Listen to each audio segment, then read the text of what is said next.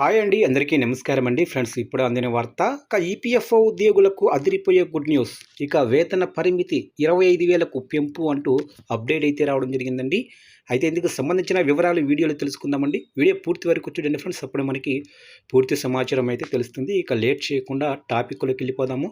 ఇక employees provident fund ఆర్గనైజేషన్కు సంబంధించి ఒక ముఖ్యమైన వార్త వెలువడింది. ఈపీఎఫ్ పథకం కింద తప్పనిసరి వేతన పరిమితిని ప్రస్తుతం నెలకు 15,000 నుంచి 25,000కు పెంచే ప్రతిపాదనకు ఆర్థిక మంత్రిత్వ శాఖ ఆమోదం తెలిపింది. ఈ పరిమితిని 30,000కు పెంచాలని మొదట అనుకున్నప్పటికీ ప్రస్తుతానికి 25,000కు సంబంధించిన ప్రతిపాదనకి ఆమోదం లభించింది. అయితే ఈ కొత్త మార్పు ఇంకా అధికారికంగా అమల్లోకి రాలేదన్న విషయాన్ని గమనించాలి. దీని పూర్తి అమలుకు కేంద్ర మంత్రివర్గం నుంచి తుది ఆమోదం ఇంకా రావాల్సి ఉంది.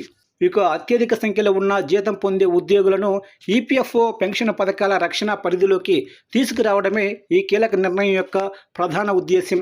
ప్రస్తుతం ఈపీఎఫ్ఓ నిబంధనల ప్రకారం 15,000 వరకు మూల వేతనం కలిగిన ఉద్యోగులకు మాత్రమే పీఎఫ్ ఖాతాకు తప్పనిసరిగా చందా చెల్లించాల్సి ఉంటుంది.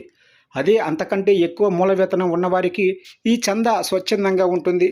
ఈ పరిమితిని ఇప్పుడు 25,000కు నిర్ణయించడంతో నెలకు 25,000 వరకు మూల వేతనం పొందుతున్న లక్షలాది మంది అదనపు ఉద్యోగులకు పీఎఫ్ అంటే ప్రావిడెంట్ ఫండ్ కటింగ్ తప్పనిసరి అవుతుంది.